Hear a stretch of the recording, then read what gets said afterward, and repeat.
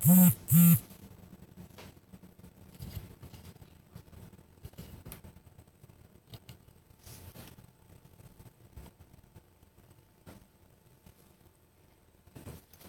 kind of hard to see you because this shit just is looking directly in front of this. Yeah, that's why I want to scoot back. Yeah, because that's not the. I think that's the best bet. Scoot it back. Yeah. Scoot back. I like all this shit. Right.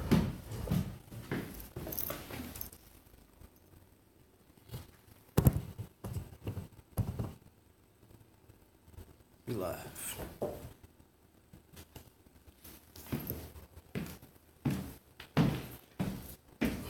We live. Shalom. We are the Isupk coming out of 1 West 125th Street, Harlem, New York, at the Convention Junior High. And today's topic is wisdom is better than weapons of war. You see what I'm saying? Now, wisdom, who is the nation that the Most High has put his wisdom with? Of course, he put it with the 12 tribes of the nation of Israel. You see what I'm saying? And when we on top, all the nations have to come to us. It's a force. It's forced. You see what I'm saying? They have to come to us. That's the way. Just like with us being on the bottom right now, we gotta depend on another nation. Right. You see what I'm saying? But when we on top, things are different. Everybody has to depend on us. You see what I'm saying? And what we're gonna do in this class is we're gonna go into some depth, and show, what this wisdom actually looks like when it's walked out. You see what I'm saying?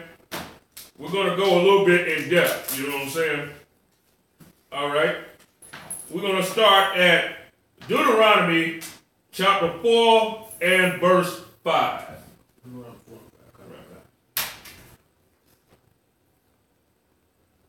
Oh, by the way, the white man is the devil that the Bible speaks about. You know what I'm saying? I always love to put that in every class, just to make sure that people know that. You see what I'm saying? All right. Deuteronomy chapter 4, verse 5. Behold, I have taught you statutes and judgments. Said, I have taught you statutes and judgments. These are the statutes and the judgments of the Most High. You see what I'm saying? These are the things, once this stuff starts to get stirred up in you, you'll start to, the fruits of this stuff is the wisdom. You see what I'm saying? Mm-hmm. And, a lot of people exalt being smart. You know what I'm saying? But with us, our smarts should be a byproduct of wisdom. You see what I'm saying? Smarts without wisdom is nothing. Right. You see what I'm saying? Without wisdom and understanding. You see what I'm saying? Go ahead. Oh God. Even as the Lord, my God, commanded me, that ye should do so in the land whether ye go possess it. Means we're supposed to operate in the wisdom and the judgments. You see what I'm saying? And this is the thing that the Christian church, the statutes and the judgments, they've taken these things out of the Christian church. We have no sense of judgment. That's the reason why we think the white man is right in everything. You see what I'm saying? We don't have no real sense of judgment. And just like all of these fake Israelite groups, just like the Christian church, they don't have no real sense of judgment either. What they're doing is taking the sense of judgment that they've got from the Isupk and mingling it with Christianity. You see what I'm saying? Right. It's just like, they just mingling the two together. You know what I'm saying? They even justified the white man. That's the reason why, they won't even call the white man the devil now. You know what I'm saying? A lot of them groups, you see what I'm saying? They won't even call the white man the devil. So if they not calling the white man the devil, what are they doing? They're taking away the judgments. You see what I'm saying? Because if you're able to judge righteously, you can clearly see that the white man is the devil. And if they had wisdom in that area, they will call the white man the devil and will remind each other that the white man is the devil so that they can think, you know what I'm saying, when they go out into society, they can go into society knowing this. You know what I'm saying? It's just like you being in the jungle. You know what I'm saying? And somebody says, and they got to keep reminding you, certain insects, now, you know what I'm saying, that certain insects are poisonous. If they bite you, you'll die. You know what I'm saying? If they bite you, either you'll be severely sick, you know what I'm saying, very wounded, or you'll die. So, before these people go out into the jungle, they have to keep telling them this and keep pointing out to them that this, you know what I'm saying, or unless they'll mess around and won't be aware of this insect or this certain animal or whatever. Right. You know what I'm saying? And they'll handle themselves carelessly and they'll mess around and get bit and possibly die. Right. Well, the white man is that insect that we have to keep constantly reminding our people this is the devil right here. You know what I'm saying? So now you can handle him and deal with him accordingly. You see what I'm saying? And you have to teach your children this, or your children will go out and get bit also. You see what I'm saying? That's why you have to teach them this. Okay, give me some more on that scripture. Oh God. Verse 6. Keep therefore and do them, for this is your wisdom. And now, now when it says keep therefore and do them. Now notice this is broken into two things, right? It says keep. Now what does it mean to keep something, right? Like say for instance, what it means to actually keep the commandments is to constantly be thinking about the commandments until they're embedded in you. You see what I'm saying? Right. They're embedded to keep something, just like with a football player. You know what I'm saying? The running back wants to keep the ball. You see what I'm saying? He wants to keep the ball, right? That's his thing, is to keep it, protect that ball. You see what I'm saying? Make sure that that the ball don't get knocked out of his hand. You know what I'm saying? To make sure that he don't get tackled hard enough that he loses and fumbles the ball. You see what I'm saying? He keeps the ball until he gets to the, until he gets to the damn to the touchdown, until he gets the touchdown. Right. You see what I'm saying? That's right. Just like he kept the ball, is the same thing with keeping the commandments. Now, when we go and it says, keep therefore and do them. Now, doing them is the performance. You see what I'm saying? Doing the commandments is the performance of what you've kept. You see what I'm saying? It's a product of what you've kept. You see what I'm saying? And you're acting on it. Who's some students? Okay. Yeah. Shalom, just a second.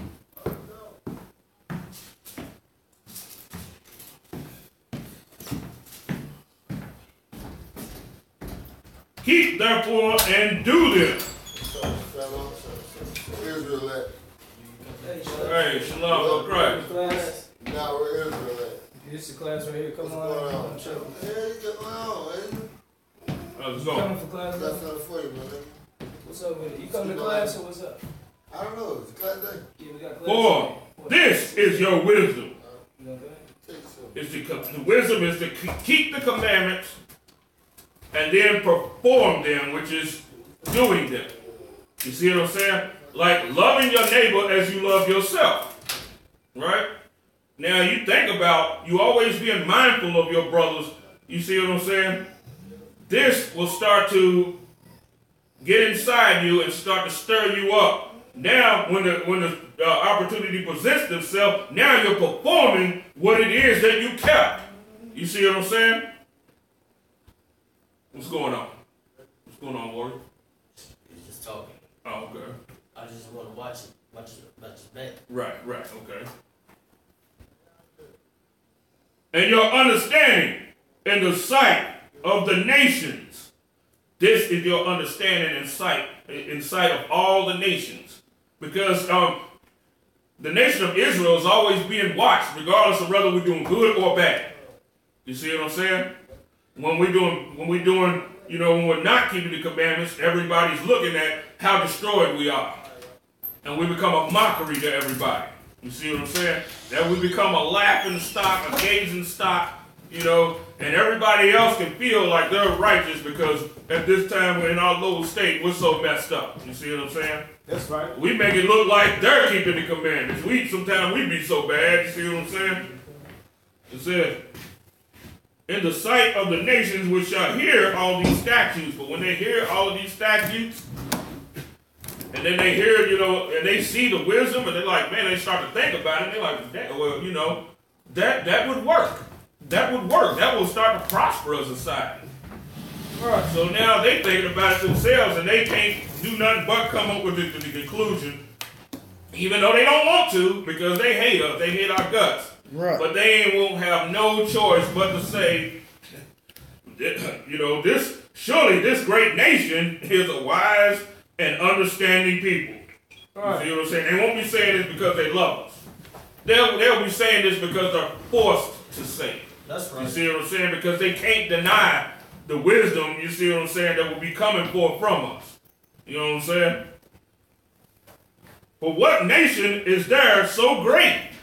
Now, of course, they will look on the earth. You see what I'm saying? They'll look on the earth to see if anybody else on the earth's wisdom rivals ours. You see what I'm saying? And guess what? They won't be able to find it. Because they'll search high and low to try and find one race of people that might be better than these niggas. They don't care where they have to search to find it. You know what I'm saying? Right. But then they'll come to the conclusion, surely this great nation is a wise and understanding people. But what nation is there so great, who has God so nigh unto them, as the Lord our God is in all things that we call upon him for? And what nation is there so great that has statutes and judgments so righteous as all this law, which I've set before you this day? They will observe the laws and they'll be like, man, this stuff by far trumps anything that we could ever come up with. Right. You see what I'm saying? These nations at this time will start to need us. This is why wisdom is better than weapons of war. Damn right. You see what I'm saying? Damn right. Now, Also, somebody did have a question on if you wanted to ask it. They had a question on the scripture. They said, Salaki, sir, can you give me a quick breakdown of Deuteronomy 23 and 8? Deuteronomy chapter 23 and verse 8. I get it. You got Yeah, I get it. Okay.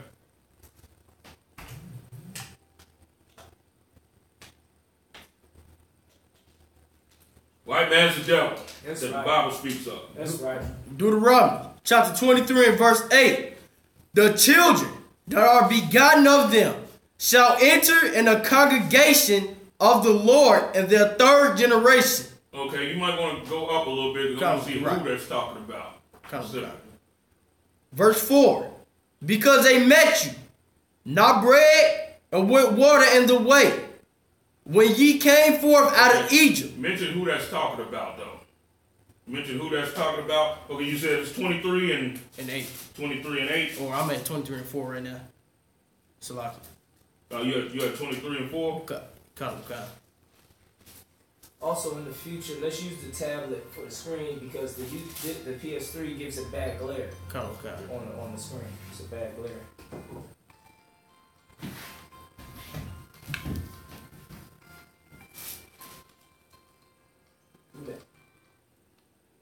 You don't got no call ID. Yeah, start with verse 3. Because this is mentioning who this is talking about. Salaki. Verse 3. An Ammonite or Moabite shall not enter in the congregation of the Lord. Even to their 10th generation shall they not enter in the congregation of the Lord forever. Okay, go ahead. Because they met you, not with bread and with water, in the way, when ye come forth out of Egypt. Okay, now who this is talking about? This is talking about Ammon and Moab, who is the Chinese and the Japanese, right? What did they try and do? They met us not, with bread and with water. It means they didn't give a damn whether we starved or not. They had hatred and contempt in their heart for us. You see what I'm saying? That's why it says they should not enter into the congregation of the Lord. You see what I'm saying? The Chinese, no congregation that calls itself in the truth should have Chinese and Japanese sitting inside their places. You see what I'm saying? Their schools or whatever. Right. You see what I'm saying? They're not to come to congregate with us. And if I could, another thing, this is how it's back. Right. There was a sister who sent the UPK some information about a group of brothers. I guess it's like the Detroit 300. Right? Indy 100, and I guess they're trying to get youth to walk the hoods and try to get a little organization going or whatever. On their website, what do you think is the fatal flaw on their website that's gonna fuck up their whole idea of hope of trying to improve the ghetto? That has to do with this scripture. Who can guess? Who can guess that? It's like you guys question one more time. What did you think they had on their website that let you know off top that this is not of the Lord and this is going to be destroyed and it's not going to do no good for the ghetto? They had heathens. Damn right. Right. Yeah, they had some white men in there, you know what I'm saying? All up in the thing. You know what I mean? You can't have nothing successful when you got white people in it. Right. You know what I'm saying? As far as black people is concerned. That's right. So everything we got to do got to be totally separate from them. We cannot do some little grassroots organization or anything with white people is in it. That's right. I don't give a damn if you protesting, marching. I don't give a damn what the hell you doing or how much funding, money you have, whatever. You understand? If the white man's involved, it's like putting a Band-Aid on a broken leg. That's right. Right. So that's what all these organizations is doing for the black community, putting a Band-Aid on a broken leg. Right. You understand? And not the real fracture is black people accepting heathens. Right. You know what I'm saying? That's the real fracture. That's what you got to heal back. Right. We don't accept heathens and we all us. Right. You understand? So, and that's what the Lord was telling us to do in the first place. Right. In the scripture, He's telling us, you know what I'm saying, in our camp, and nothing we doing. Right. Go ahead, Slack. That's right. Bring that quick one out. Go ahead, Warren. Because it's gonna go even further into the reason of why. Go ahead.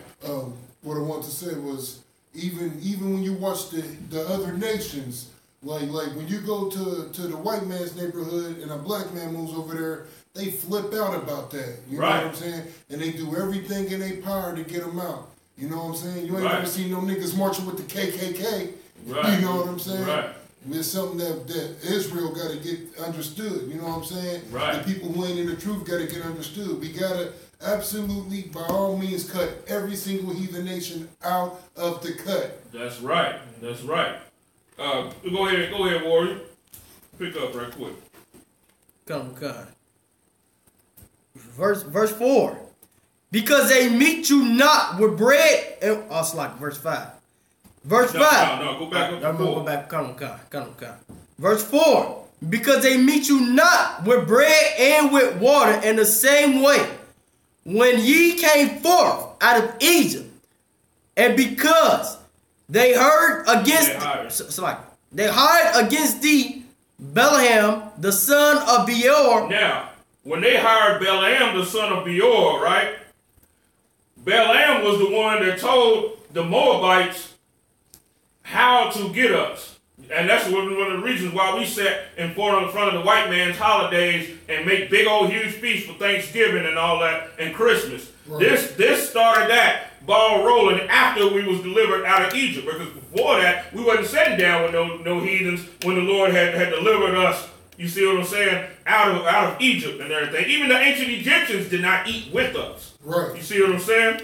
So what did he do? He told them, he's like, well, it ain't no curse I could put up on them.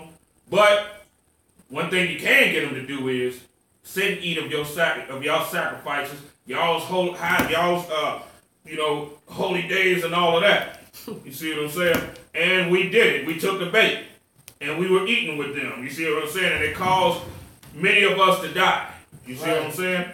That's why the Lord said, they shall not enter into the congregation of the Lord, even into their 10th generation shall they not enter in forever. That's right. You see what I'm saying? And to this day, they'll sit there, you know what I'm saying? To this day, what are these people are serving you rat meat?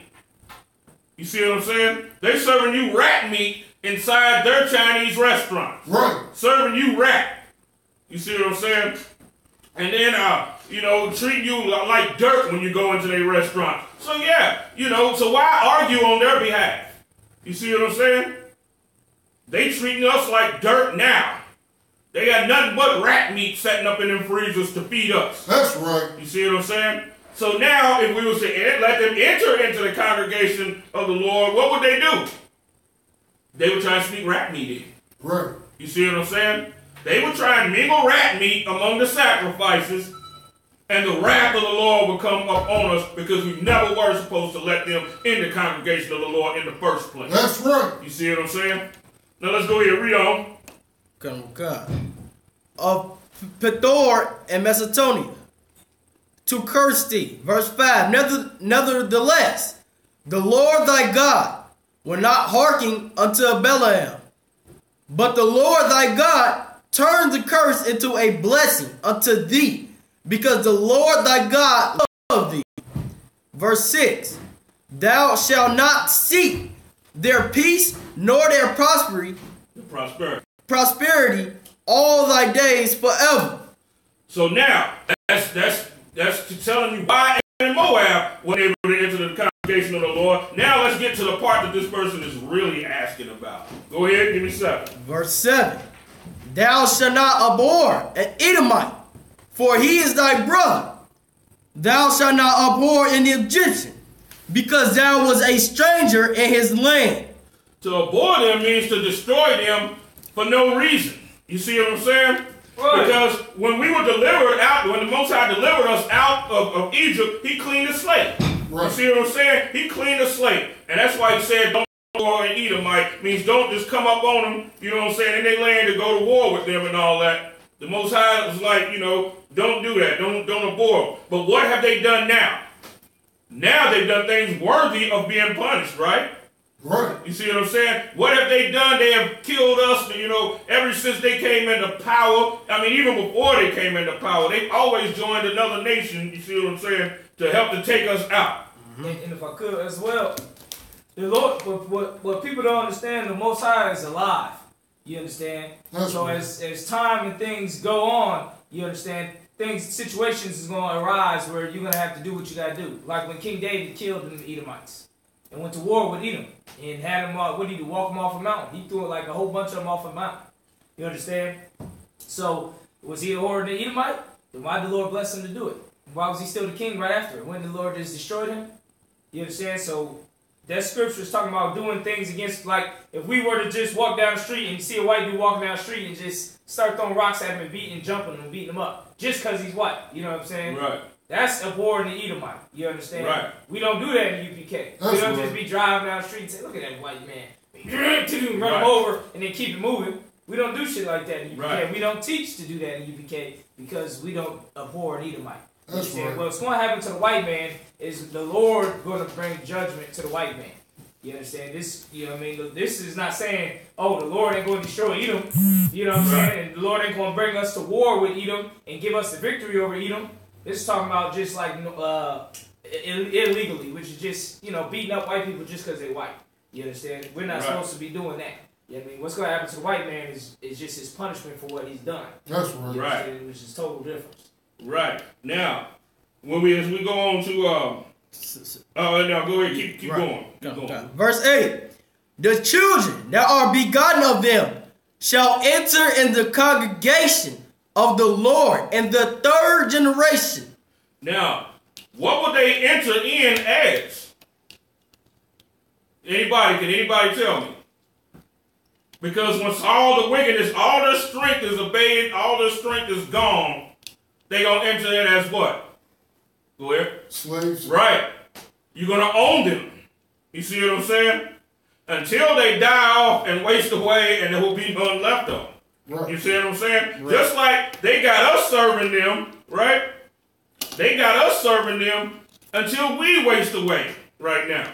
Right. Our population is dropping and dropping and dropping because we're serving them and they're on top. But see, when we're on top, their children, after all the wickedness and after all the evil intentions and all that, because they're still going to have that, you know what I'm saying? But they're going to be broken and trained. You see what I'm saying? All right. And they're going to be servants to us, like say, for instance, a lot of them will be busting rocks for us. Right. You see what I'm saying?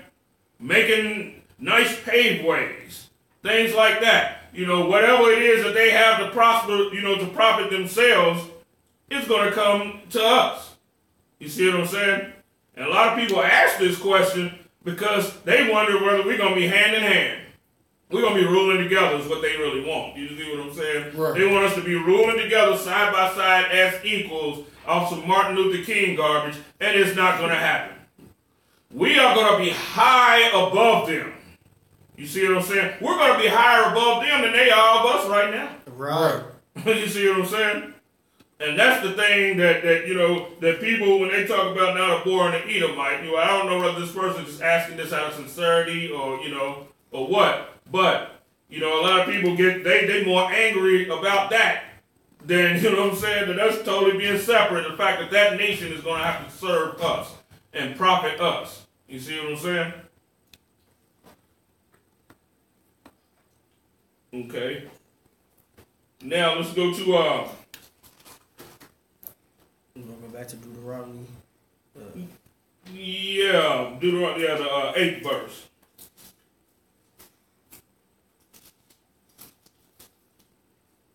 Deuteronomy chapter 4 and verse 8. And what nation is there so great that have statutes and judgments so righteous as all this law which I set before you this day? You see what I'm saying? What nation is going to have judgments and going to have statutes as righteous as ours? No nation at all. You see what I'm saying? And these statutes and judgments is going to keep other nations out from among us. You see what I'm saying? Now, let's go to 1 Kings chapter 3 and verse 16.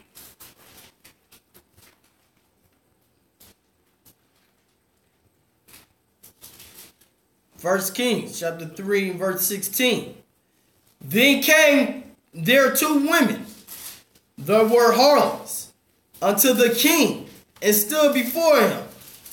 And the one woman said, Now, there was two harlots that came to King Solomon and stood before him because King Solomon was doing judgment. He sat on the throne, right?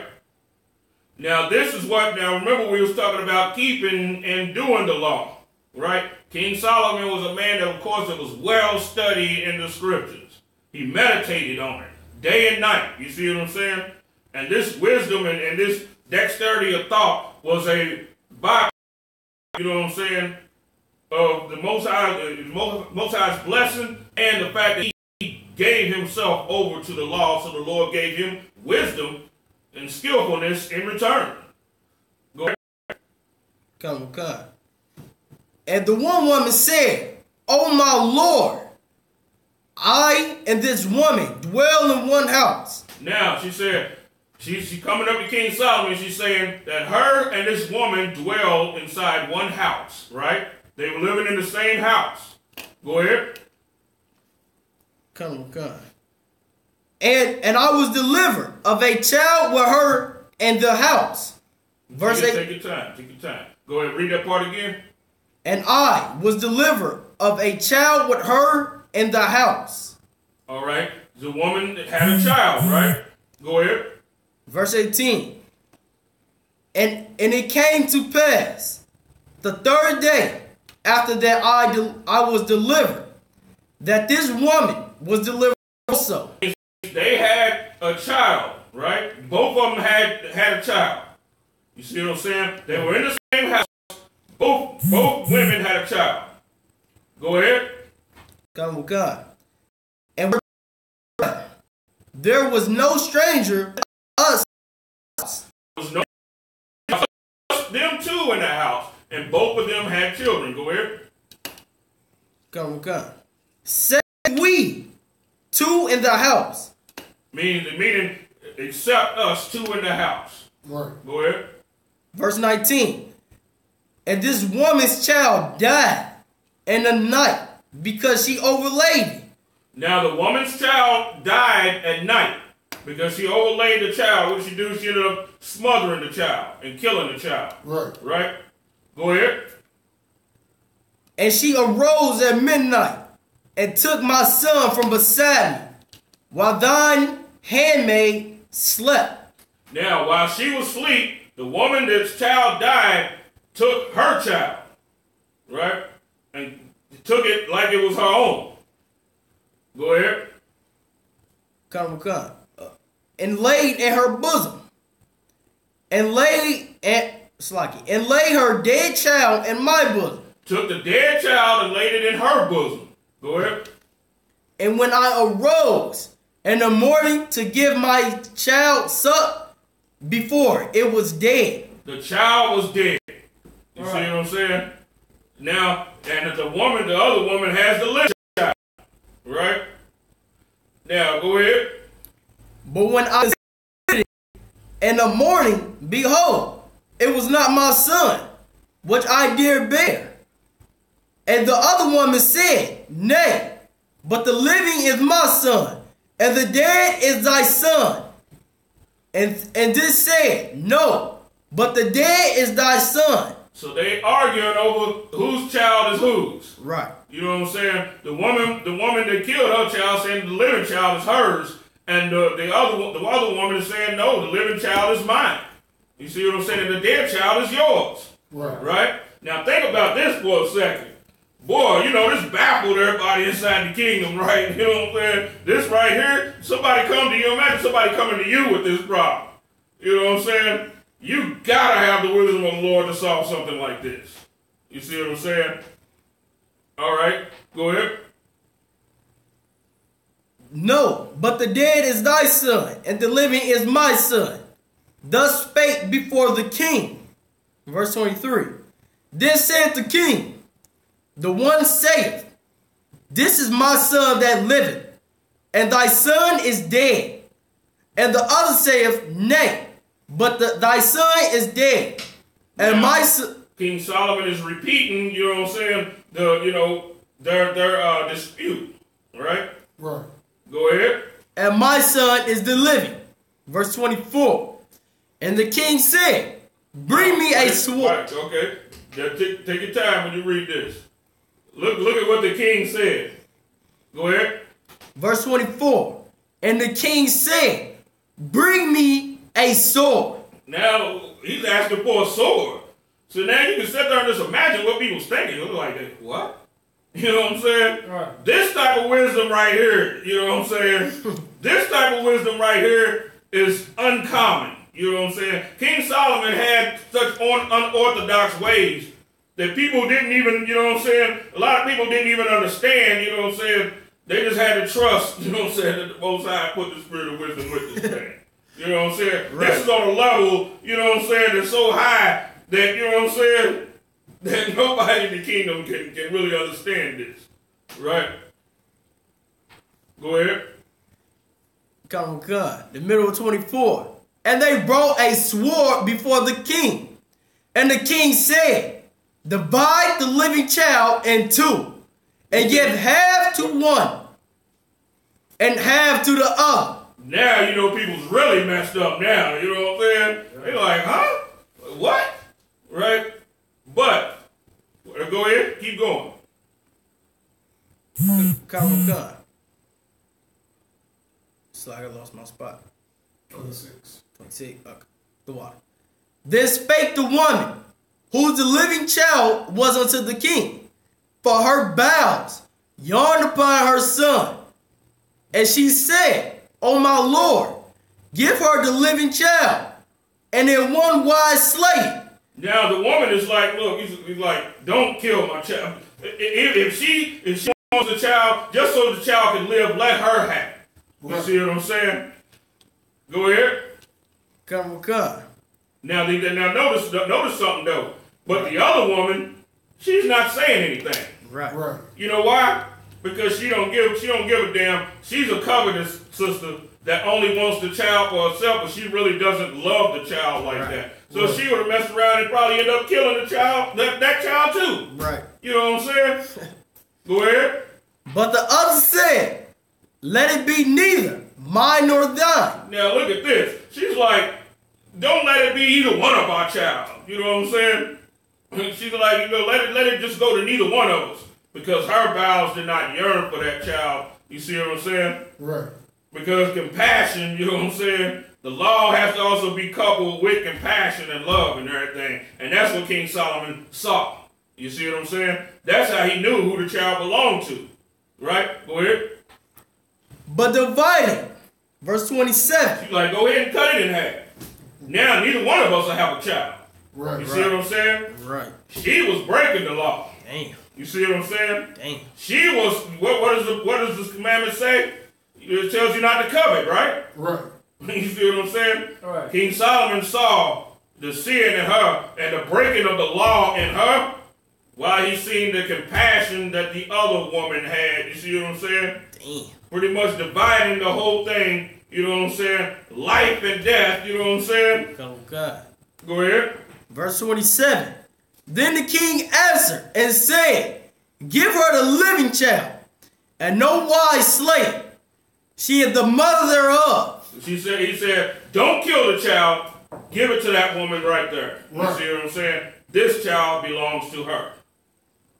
Now we have to think. Now, how did he get that kind of wisdom? I mean, what, you know what I'm saying? All right. Well, how did he get that?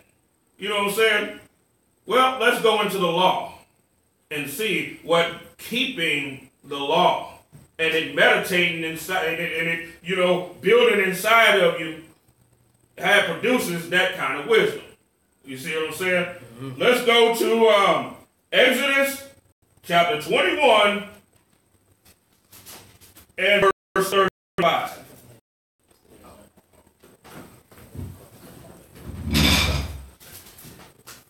Officer.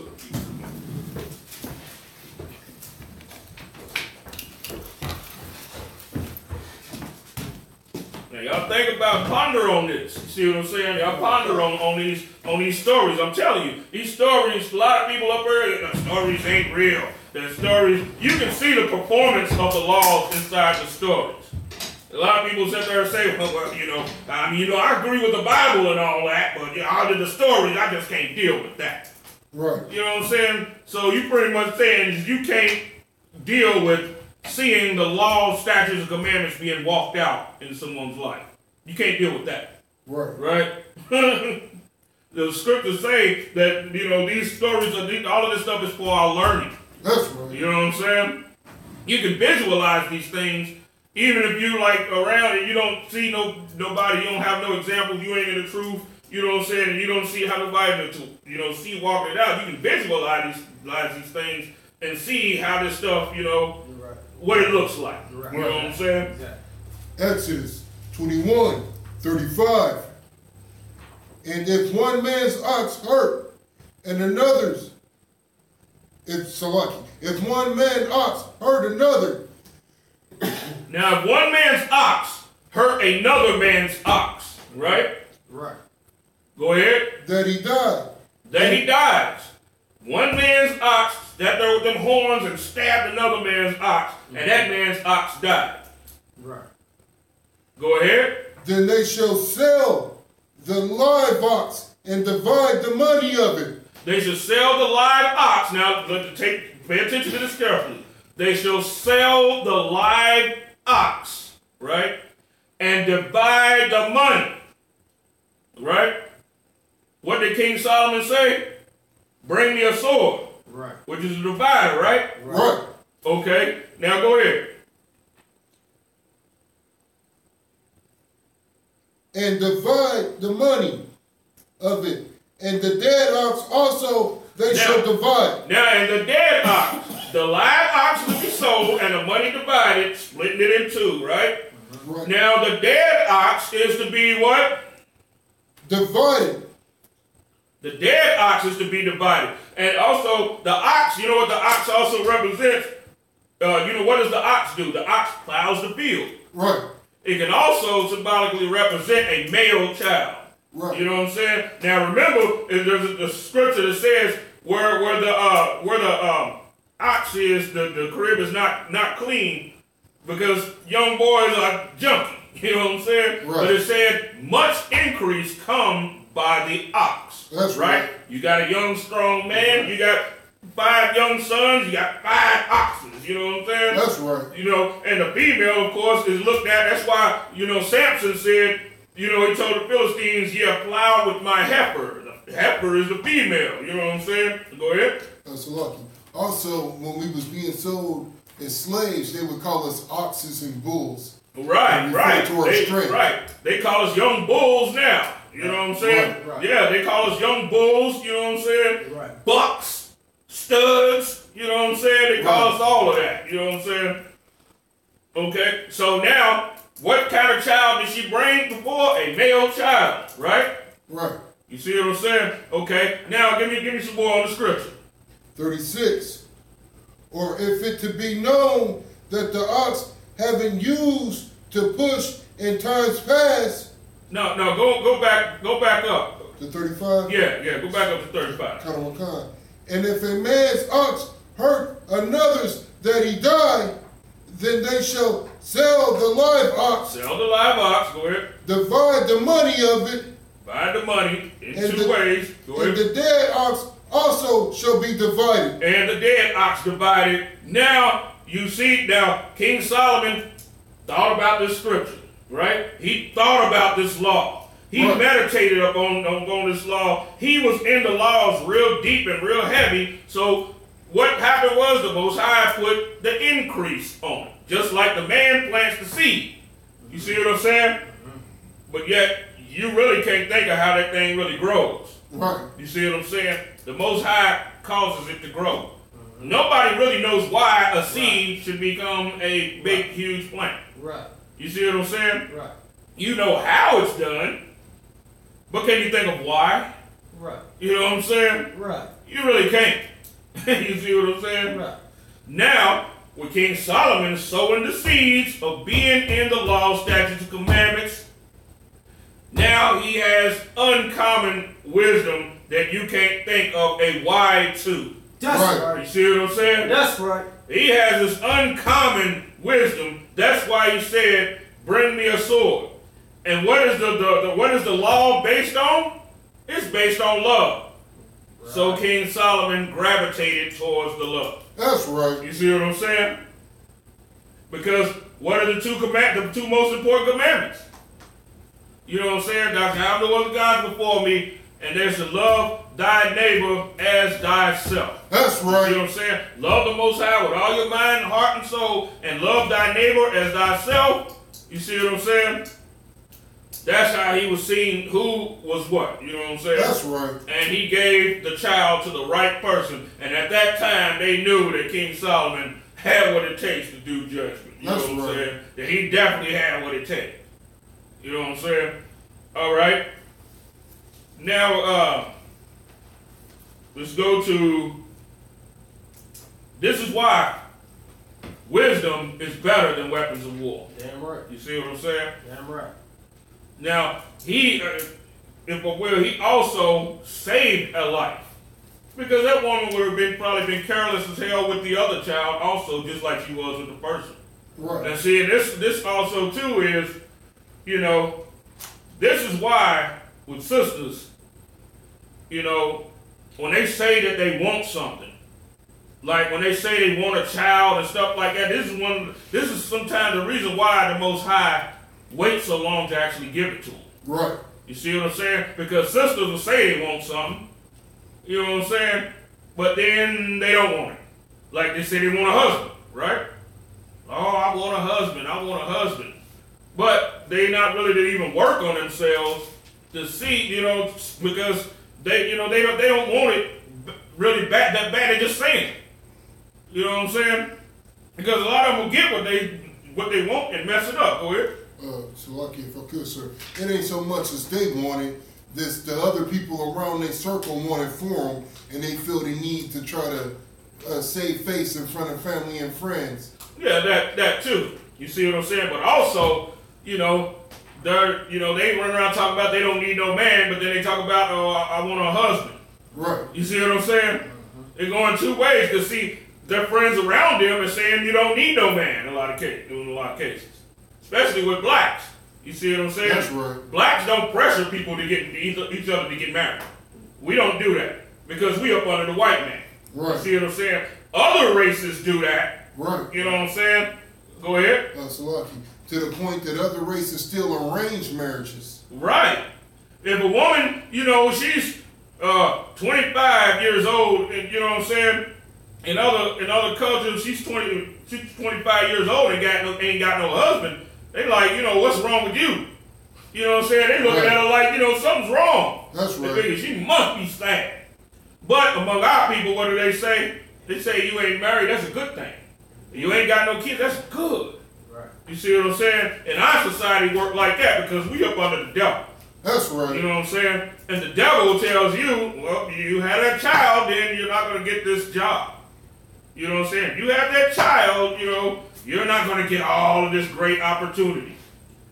Go ahead and kill the child so you can get this. That's what society says, and our people follow after whatever the white man say. The Christian church follows whatever the white man say. Right. They got you thinking, well, it's your body, so you can do whatever you want to with it. Right. You know, like that ain't even a child. Like that child's not even another part. Like it's not another person. Right. You see what I'm saying? It's just a part of her body. Right? This is the reason why a husband could mark a woman's mouth. He could mark his wife's mouth if she said a vow. You know what I'm saying? But if a man said a vow, then that thing had to be followed through. That vow had to be followed through. But a woman could have her mouth marked. You know what I'm saying? Because she's going on emotional, what she feels right now that she wants. Right. Right. You see what I'm saying? That's why the Most High a lot of times waited to make sure that that's what they really wanted. You see what I'm saying? That's why it took, you know, Sarah so long to have Isaac. Right. You know what I'm saying? And when the child did come, she solidly was prepared to love that child for the rest of her life. Right. Right. You see what I'm saying? The woman in the case with King Solomon and the other woman was not so. You see what I'm saying? One was prepared, and the other was not. Right. You know what I'm saying? She didn't take care of what she had, and what she had died. You see what I'm saying? This type of wisdom right here is what's going to put us on top of everybody. You see what I'm That's saying? right. Now, let's go to 1 Kings chapter 3 and verse 16. 1 Kings 3 and 16. Then came there 2 women that were harlots. Slacky. Yeah, we just read. No, do that. Go ahead and do that. Yeah, go ahead and do that. Go to the part where it's talked about divide the child. Go to that. Yeah, I wanted to go back to that after going into the law. You know, certain with the ox. Go ahead. Tell them, I think it's verse 24. Okay. And the king said, "Bring me a sword." Now, because it said divide sell the live ox, and it said divide the dead ox to yourselves. Go ahead. And they brought a sword before the king. See what I'm saying? Damn. And the king said, "Divide the living child into 2." Divide the living child in 2. Going on the law. Right? Divide the sell the live ox. Divide the money. Divide the dead ox. Right. One portion for you and one portion for the other man. You know what I'm saying? Right. Now what does he say? Bring me a sword. And divide the child. Right. Going on the law. That's you see right. what I'm saying? Go ahead. And give half to one and the other half to the other. Now, what did the Most High say? Now, these 2 women lived together. Right. They were friends, like sisters or something, right? Right. Christ said, I come not to bring peace, but what? A sword. Right. What does a sword do? Divide. That's right. Sheep on one side, goats on the other. That's right. One of the woman was a goat and one was a sheep. That's right. You see what I'm saying? Now, let's go to Ecclesiastes in the Bible, chapter 9. Ecclesiastes, chapter 9. It's like, hold on for a second. I'm going to find it myself. Come. Go ahead and elaborate on something right quick, Warrior, while I'm looking for this. This is why wisdom is better than weapons of war, man. When a woman, I even heard a story where a woman even got an abortion so she can go fight in the military. Right. Like that was she fighting for weapons of war. when the wisdom, if she would have came to the priests and prophets of the Isupk, she would have knew to keep that baby, man, and not Right. to go fight for the white man. Right. Sure the hell would have known. You see what I'm saying? And then at the same time too, she's sitting there wanting to fight for the white man. Go ahead. I was gonna say, and also, weapons of war serve you no purpose if you don't have the wisdom on how to use them. Right. Right. She's sitting there killing her own soldier. Right. You know what I'm saying? Right. So that she could be a soldier. And for the white man. Right. And her enemy, you know what I'm saying? Her people's enemy. She can go and fight for her people's enemy while killing her own soldier. Right. You see what I'm saying? One of the best weapons that you can form up against the white man is to keep on populating. Right. That's what they're greed by, ain't it? Right. You see what I'm saying? Right. Wisdom is better. Wisdom tells you we should have 10 children. Right. Wisdom tell you that. While foolishness tell you, oh, well, I just have, one boy, one girl, because obviously you're not even really believing that the Lord can even take care of a family. You see what I'm saying? You'd rather kill your children than let the woman put the damn patch thing in her damn arm so she can get sick as a damn dog or possibly die. You see what I'm saying? Because them patches is killing women now. Go ahead. So that's lucky, sir. Even back in the day, when black folks was together before the civil rights and all of that. Right. You know what I'm saying? This was the time that my grandma came up in, and she used to always say, if you could raise one, you could raise two. If you could raise two, you could raise three. If you could raise three, you could raise four. You know what I'm saying? They didn't believe in abortions back then. Right. They believe in, matter of fact, my grandma comes from 6 kids. Right. You know what I'm saying? That's how they used to have kids. 5, 6, 7, 8 kids back then. They didn't believe in that stuff. They didn't believe in no adoption, no abortion, no none of that. Right. They're going to raise them soldiers, and we all going to eat beans or whatever we got to eat, but we going to make it. Right. Now, see, that's wisdom.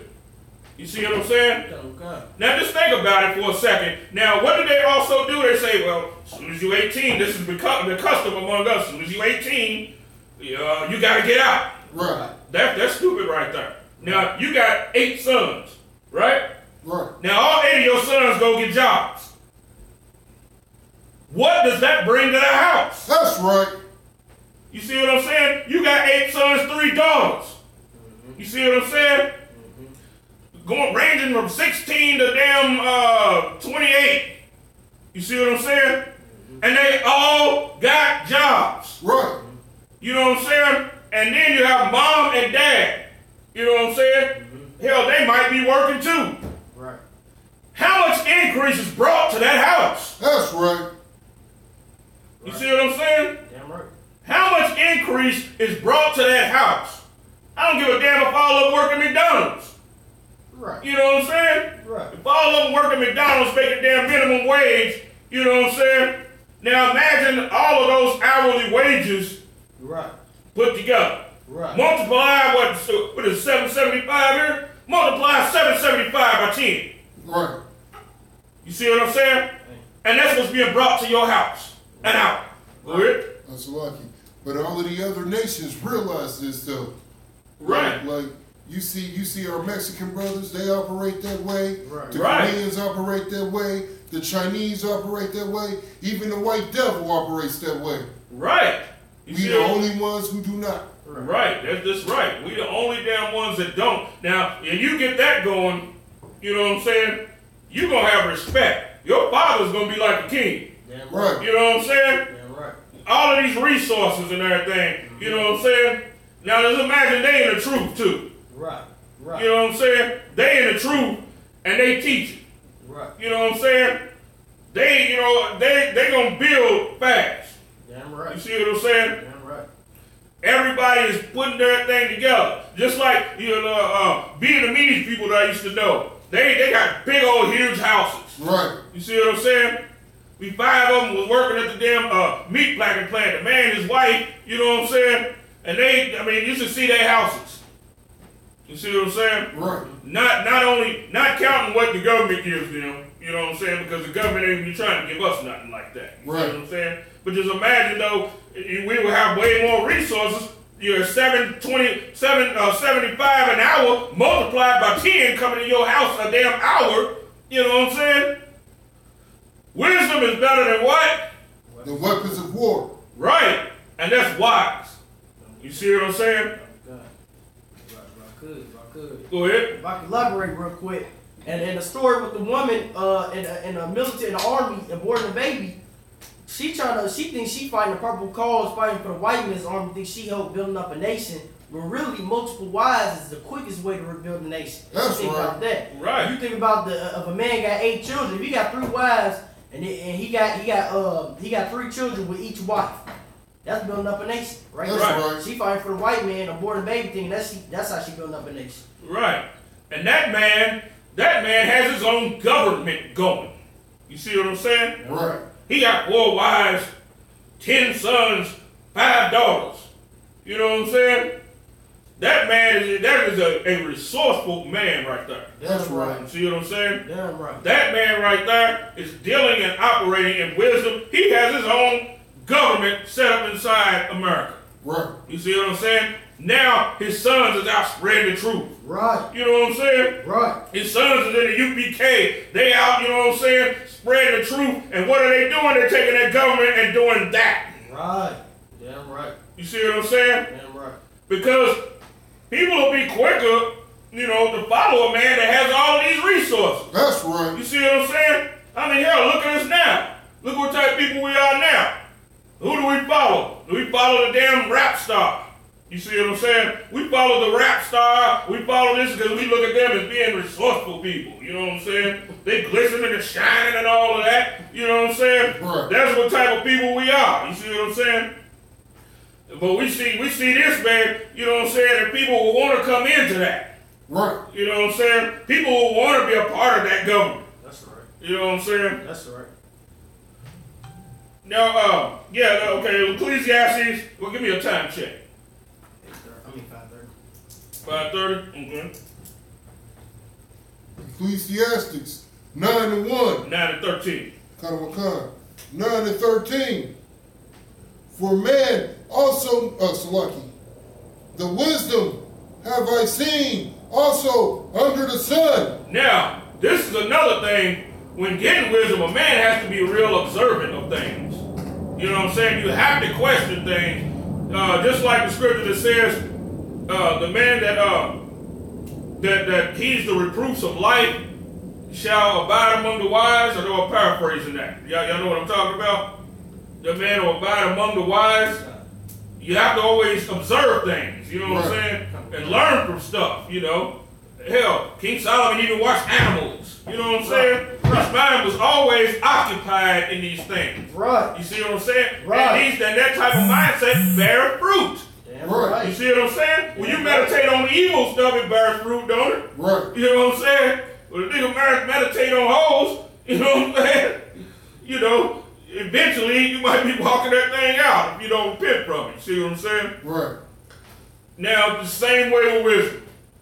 If you're consistently thinking about, you know, why is this like this? Why is this like that? That's one of the reasons why children ask so many questions. Go ahead. Salaki, sir. When you were speaking on how King Solomon observed the animals and got wisdom from that, Right. I also observe animals and get wisdom from it. Right. You know what I'm saying? And I used this analogy when I was talking with a brother in the world, talking about how we should separate. I used the animals as an example. Like how when you watch that zebras in Africa, right? Right. You don't see the zebras hanging out with the hyenas. Mm-mm. You ain't never seen a zebra like, this hyena right here is cool because he didn't try to eat me. But the rest of them hyenas I don't fuck with. Right. You know what I'm saying? They know to separate. Every animal on that whole plateau of land over there know to separate and cling on to their own. What do you do me a favor? I want you to check. Slack, just hold on one second. I want you to check that. My phone. I did get a call that kind of knocks things off. Of course.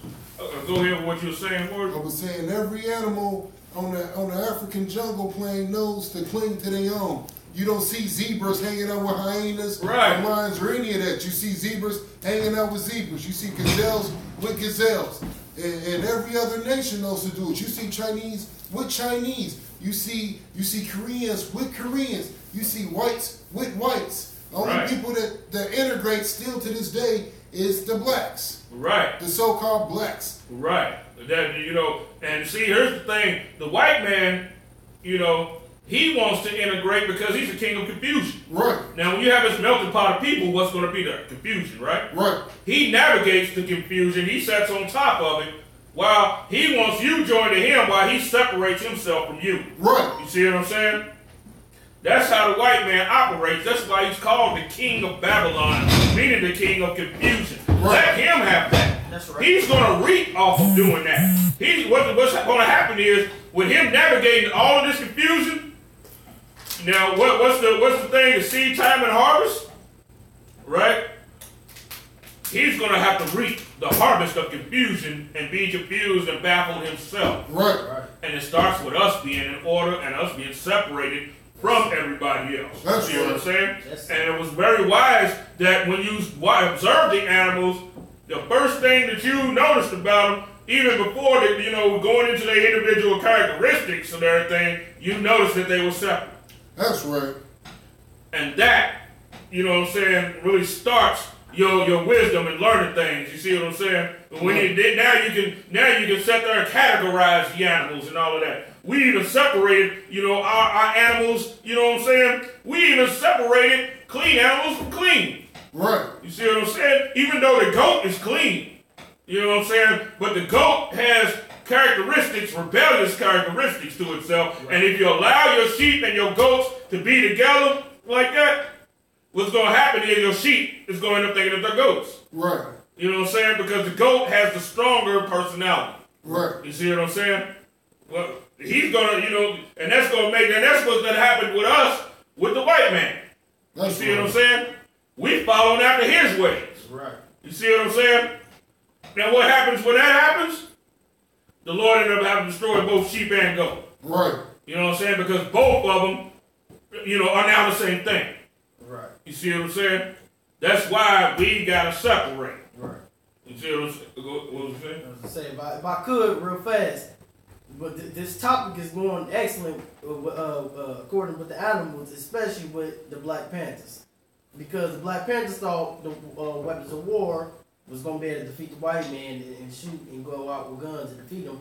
Where we put all our ties and our money and our donations inside this truth, where we got wisdom inside Right. the Bible. You know what Right. I'm saying? We smacking everybody with the sword.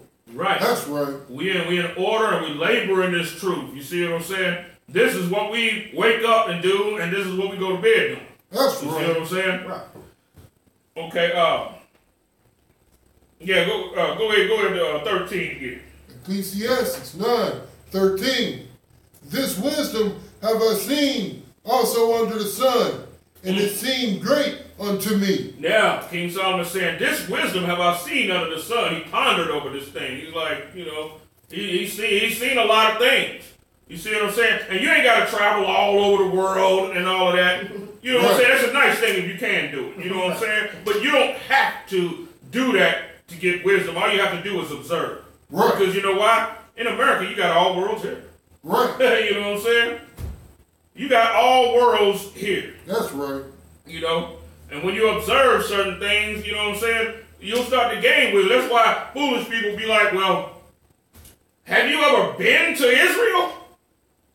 Have you ever been all over the place and all of that? Now look, you know, that person that spent all of this money and all of these resources, you know what I'm saying, to get what he thinks is wisdom, and is really empty, damn-handed, and didn't do nothing but spend money. Go ahead. So lucky. We don't have to go to Israel to know the white man is the goddamn Right. devil. We can see that here. That's right. You know what I'm saying? We don't have to go to Israel to know that the Jewish man is the damn king of confusion. We don't have to do that. Right. We can look at that here. That's You right. see what I'm saying? We don't have to go, you know, to all over the world to find out everybody hates us.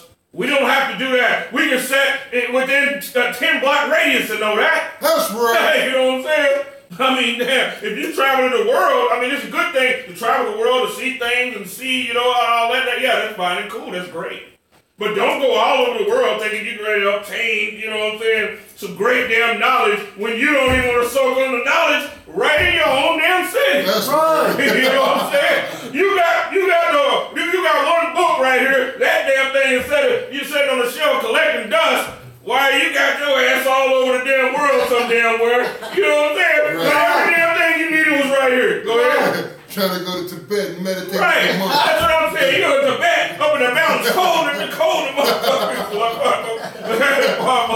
And the monks hate you. Right, that's what I'm saying. The monk, you had to go there to find out the people of Tibet hate you. You know what I'm saying? And then when it all boils down to it, you don't even know who the hell they are according to the Bible. Right. You know what I'm saying? And see, you don't even know why they hate you. You just know that they do. You know what I'm saying? That's it. And you traveled all the way to Tibet to find that garbage out. Are you serious? And there's a scripture that says a price in a fool's hand to get knowledge means he has every way of getting it. He has the money. You know what I'm saying? Right. He has it, you know what I'm saying? He has all that evidence in his hand to get knowledge, seeing that he has no heart for it. Right. You know what I'm saying? Okay, let's get back to the scriptures. Go ahead and 13 again. Go ahead. 13. This wisdom I have seen also under the sun, and it seemed great unto me. He said it seemed great unto him. I mean, he's observed this thing. He's like, man, that's, you know what I'm saying? Dude, this, when you search for wisdom, it also causes you to be able to see things that other people can't see. Right. Go ahead. So lucky, sir. Also, with that reminds me of when I was in school, you know what I'm saying? Like, and that's the problem, I believe, with our youth nowadays. We used to take pride in being wise and educated amongst everybody else in our class. You know what I'm saying? But when you're the most educated black man in your classroom, they say you're acting white. Like wisdom comes with being the devil or something. You know what I'm saying? That's one of the things I used to get all the time when I would know all the answers to the question the teachers was asking. You act white, like being wise is not affiliated with being black anymore. Okay, let me stop you there, Trouble. The white man's education don't bring wisdom. Right. Well, you know, I was a damn, you know, in 8th grade. I remember, you know, when I first noticed this, you know, when I was in 8th grade and everything, the only thing I was really doing there, I was making, you know, I was on the honor roll and all of that. You know what I'm saying? I was maxing out on the tests and all that, but it didn't bring me any wisdom. That's right. You see what I'm saying? The only thing the school system teaches you to do is regurgitate something that was told to you. Right. You see what I'm saying? You know, like, say for instance, the periodic table. Right. I memorized the periodic table. And when the test came for the periodic table, I got all the questions right. But did I know any wisdom concerning the things in this periodic table? Could I use anything that in that periodic table to my advantage in life? No, I could not. Right. The only thing that I could do was memorize, you know, the letters for oxygen. The letters for this, for that, for that. That's not wisdom. They don't give you that. That's why, hold on for a second, Warrior. And that rebuke actually really come from the Lord. Right. Because when we value that system, right, that's the reason why also, too, when you done had, you know, what we thought were brothers that had a white father and he's in a black school and niggas beat him up and all of that, because the Most High wanted us to be separate. You see what I'm saying? And what they actually do is they only give you, they don't want that the school system is not there to make you smart. It's not there to make you wise. It's only telling you what to think, but not how to think. And it tells you only to regurgitate stuff just like a parrot. You know what I'm saying? The parrot ain't no smart animal. It's not a smart bird. But it knows to recall what it hears. Right. That's the only thing that's, you know what I'm saying? It looks nice and all of that. The parrot's pretty colors. But the parrot is not a smart bird. It's not a smart animal. It can only regurgitate what it's heard, and that's what they teach you to do in school. Go ahead. That's lucky. I maybe worded it wrong. I agree with everything you were saying, officer. And what I was saying is that you know how as youngsters we have that zeal to learn and thrive off of wisdom. The school sucks that out of you is what I was trying to get to. Right. You know what I'm saying? But and so when you come home, you don't even pick up, not let alone the Bible, but any book. You know what I'm saying? It sucks all that zeal from wisdom out of you. Right. And it makes you feel like you were saying, as long as you have the white man's education and can regurgitate, like you said, like a parrot, everything you've been programmed to say, then you're wise. Right. But the curses also said, you know what I'm saying, that the brothers, you know, the brothers will hate each other. You see what I'm saying? Right. That our eyes should be evil towards our brother. You see what I'm saying? Now, what makes that curse, you know, because, see, here's the thing that people don't understand. We've always been under the curses. We didn't just come under the curses in America. Right. But see, we had it to different degrees. Whatever degree of the curse that you're in agreement with is what comes on. Right. You see what I'm saying? And the Most High said, you know, because the parents instilled in you, just go get an education. And they make that like that's close to God. Right. They despise what's in the book. You know what I'm saying? That they got on their shelf, you know, called the Bible. You know what I'm saying? They despise that, but they value you getting that white man's education and put that above everything. Right. So now, when you go to school, now the kids, you know, and you seem to be smarter than the kids are, now they want to beat you up. Well, you know, that come of the Lord too. Right. You see what I'm saying? Didn't he say that he will give you vexation and rebuke and all that I said is thy hand to do? You see what I'm saying? When you set your hand to become a top honor roll student and an overachiever, you getting the cursing and rebuke and the vexation coming from your brethren. Right. You see what I'm saying? Because in reality, because the education don't get you no respect. You know what I'm saying? You got plenty of dudes that got 4 or 5 damn degrees and they damn wife cussing them out every damn day. Right. But they getting this knowledge to be ISUPK. They know how to combat that and they know how to put her ass on mute. That's right. The school ain't gonna teach you that. You see what I'm saying? When you go to school, you go to college, get what get whatever it is. If you're going to be this, you're going to be that. Go and get that, but don't take that as your top of the line. Understand why that they're coming at you. You know what I'm saying? You know, and teach to your children. Yeah, teach them to do good in school, but also if they, you know, teach them also why their brothers would hate them for that. You see what I'm saying? That way they can handle stuff with understanding. Go ahead. And sir, also teach them that degree or master's or whatever is not their worth. Right. That's just another tool, another weapon to use for your disposal for the Most High. Right. But that is not your worth. Right. Like the Christian church teaches you that degrees and the masters or whatever is your worth. Right. Your only is worth is whatever the white man education you got. Right. And then it says in Thessalonians, he exalts himself all that is above all that is called God or that is worship. Right. You see what I'm saying? So when his value system, now remember it also said he set it in the temple of God. Now your body, you know what I'm saying, since we don't have the physical temple, what is the temple? The temple is your body, you know what I'm saying? And from a larger scale, the congregation of the Lord is the temple. Now it said he sets himself in the temple of God, means when you setting, that means you reign supreme, you the king there. Right. But if you value his education system above what's in this Bible, then he's setting inside the temple, calling himself God. Right. You see what I'm saying? That's why the white Jesus is on the wall. You know what I'm saying? The grandma put that up on the wall because he's setting. You see what I'm saying? Mm-hmm. That's the reason. Sitting is a position of power. That's why Most High sits on the throne. That's why kings sit on the throne. Right. You know what I'm saying? Okay. Do you have anything else? Okay. Let's go ahead and read on. Well, give me a time check. Okay. Verse 14. Ecclesiastes 9 and 14. Right. Go ahead. Okay. Ecclesiastes 9 and 14. There was a little city, and few men within it. And there came a great king against it. There came a great king against this city, right? Now, this great king had all the weapons. He was a great king, means he had an army that could really put it down and lay and level your ass. You see what I'm saying? Right. And this city obviously had no protection against this man coming. You see what I'm saying? Go ahead, keep going. And besieged it, and built great. By besieging it means they surrounded this city.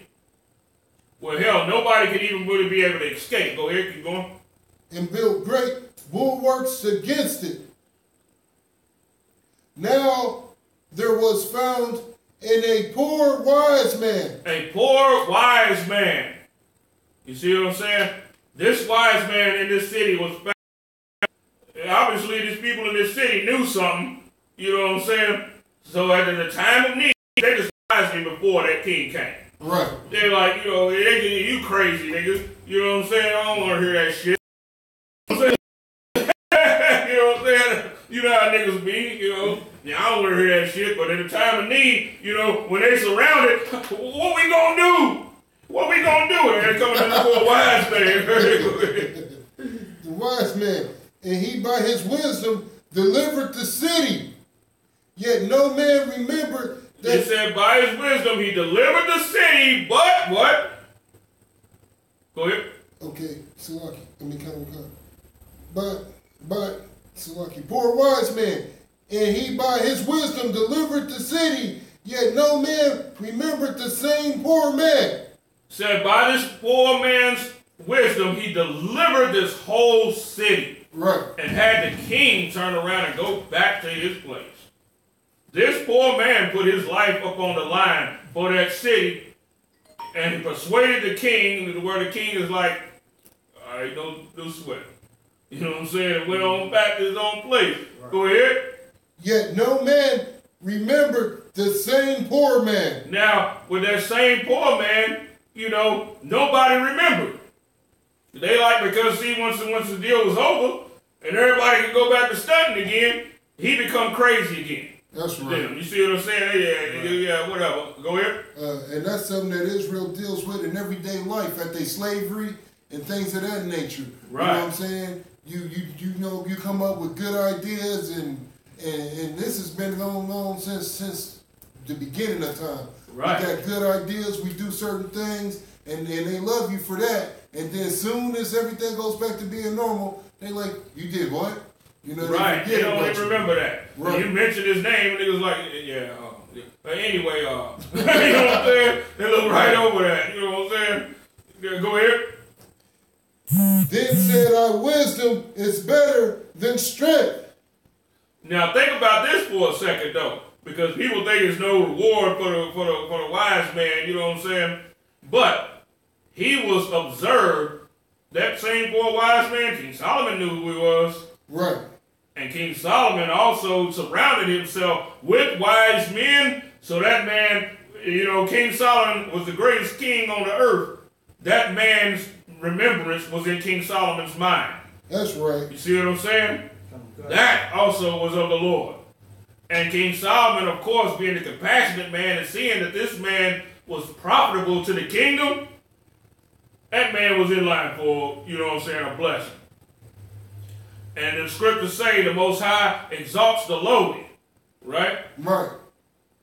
That man will be way more likely to be moved into the kingdom of King Solomon for a specific duty and task. You see what I'm saying? And will be far richer and far greater than everybody that's in that damn city. That's right. Because what man don't see, the Most High see. And he can move with, the Most High can move with compassion when he sees something like that. You know what I'm saying? Mm-hmm. So he will move that man into the inner courts. You know what I'm saying? There's always a reward for the good that you do. You know what I'm saying? When you're consistent in good stuff, there's always going to be a reward. That's right. You know what I'm saying? Well, a war and a reward. You know what I'm saying? Said it right. All right. Now, let's keep any more of that scripture. Okay. Nevertheless, the poor man's wisdom is depressed, and his words are not heard. And his words are not heard. You see what I'm saying? Like I said before, we don't want to hear all that. That's right. We don't want to hear how, you know, yeah, the white man's devil, you know what I'm saying? Yeah, y'all UPK niggas, y'all, y'all, you know what I'm saying? Y'all niggas ain't right. You know what I'm saying? Y'all niggas treat y'all's women bad. Y'all niggas do that, but let something go down real tough to where the battle is right in their face. Who the hell they gonna come to? That's right. You see what I'm saying? Who the hell they gonna come to? But after things, you know, get, you know, leveled out and everything, next thing you know, they be the same ones be trying to talk shit about us again. Right. You see what I'm saying? Go ahead. 17, sir? Read that part again. Let's go into that. 16. Then said the wisdom is better than strength. Nevertheless, the poor man's wisdom was depressed, and his words were not heard. Go ahead. The words of the wise man are heard in quiet, more than the cry of him that ruleth among fools. It says the wisdom of the poor man is heard more than a king that's foolish. Right. Even though a king's words, period, whether he's foolish or wise, his words is heard. Right. But it said that poor man's wisdom is heard even more than that.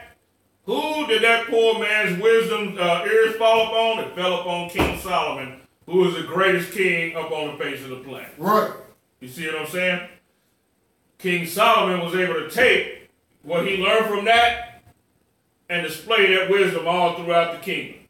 And King Solomon, of course, being a righteous king, and he will also, a righteous man won't sit there and say, like when people, how they be like, well, they'll say something as UPK, but then they won't sit there and say where they learned it from. Right. A righteous man won't do that. A righteous man will be like, he don't give a damn what your stature is. A righteous man, he heard a wise word, and he repeat that wise word, he gonna give props to the man that he learned that word from. I don't give a damn what that man's condition is. Right. You see what I'm saying? That man, he could be living in a mud hut some damn where, or whatever the hell the damn case is. You see what I'm saying? That's right. He'll give props to that man and be like an Israelite man. You know what I'm saying? He'll give props to that Israelite man that's poor or whatever and be like, this is the man that told me this right here. Now everybody's like, looking at that man. You know what I'm saying? And the king see that he's profitable and beneficial, he'd want to make him a part of his kingdom somehow and maybe make him even a counselor. You see what I'm saying? Because even the wisest men on the planet have counselors. Right. That's why the Most High gives you the example of when he takes counsel with the angels. Not that he even really needs their counsel. Right. You know what I'm saying? But he made them that because he wants to hear the different. He wants to be in participation of what it is that he's doing. Right. That's why it's called, the body of Christ. You see what I'm saying? Heaven is a body. You know what I'm saying? Thy will be done on earth as it is in heaven. Okay, now let's go to. We're gonna go to Judges, chapter 4 and verse 1. This is another phase that I want to get into. When you in the law so much, right? Now, and when we on top, these other nations, they're going to want to try us to see who's the wisest. You see what I'm saying? Things like that. And you had a thing that went on the earth that it probably still goes on. You see what I'm saying?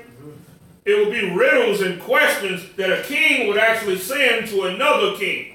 You know what I'm saying? Right. Like, say, you King Isupk. You know what I'm saying? And you have a riddle, right? And you you have another king over here, right? And say this king is somewhere equal to you. You know what I'm saying? Of another, well, not equal to you, but I mean, like he's rich. You know what I'm saying? And that every king is an enemy. There's a he. You know what I'm saying? Right. You send him a question, or he might send you one.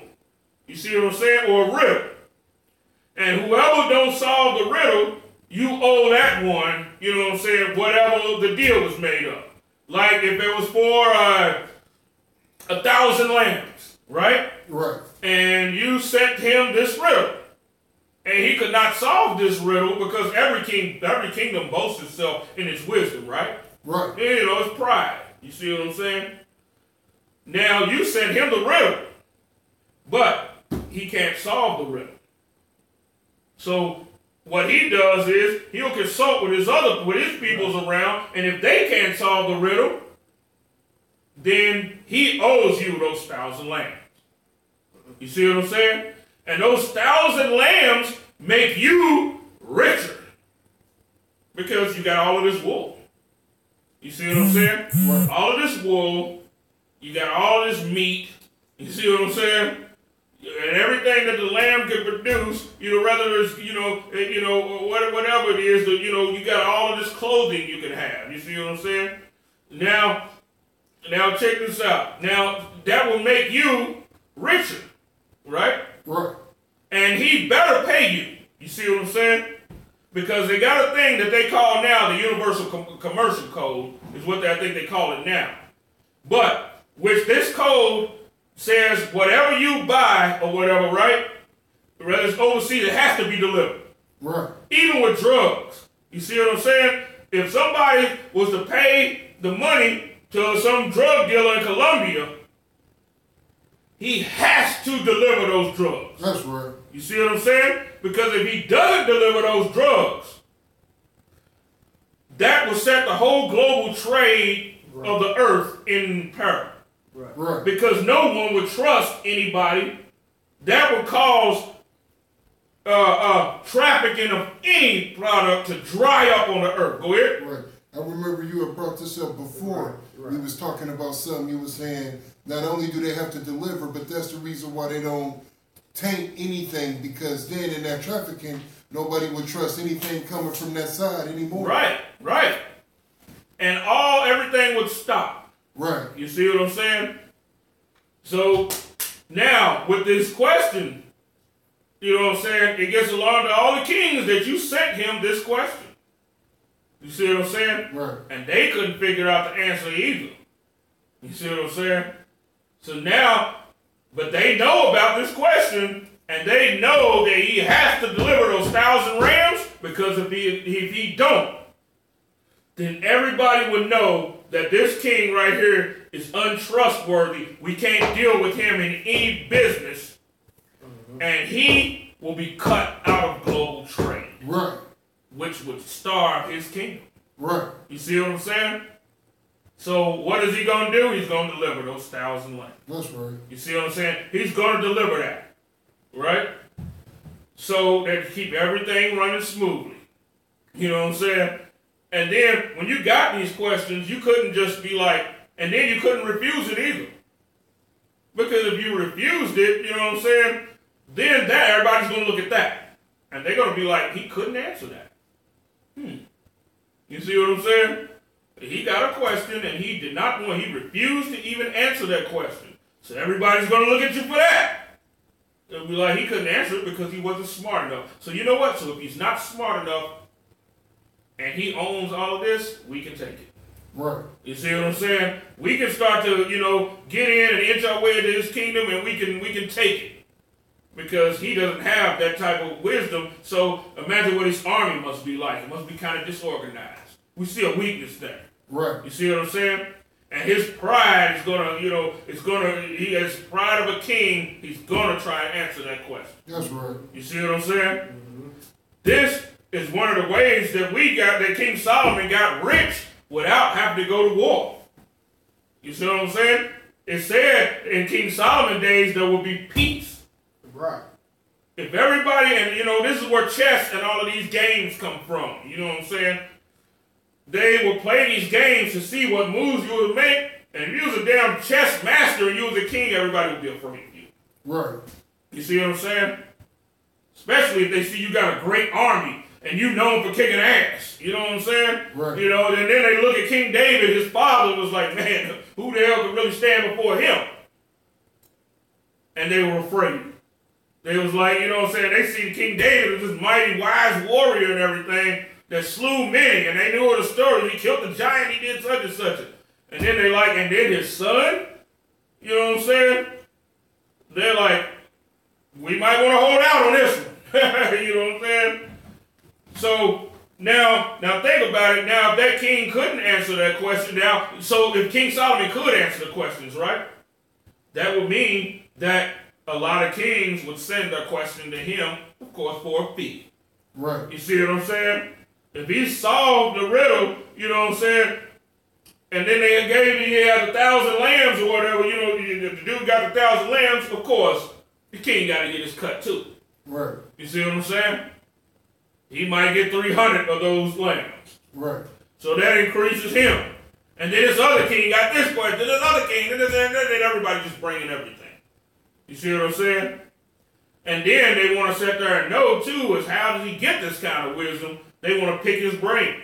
So in picking his brain, you know, they like appeasing to, you know, to the appetite. So they bring the gifts and all of that.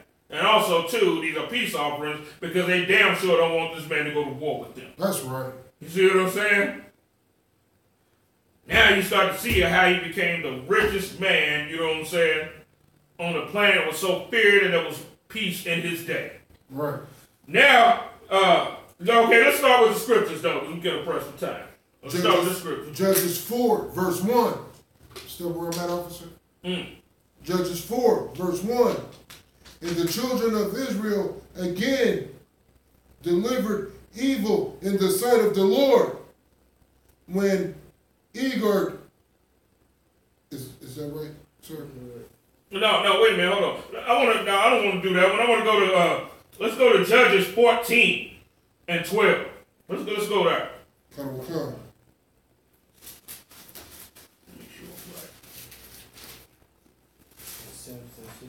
Judges 14 and 12.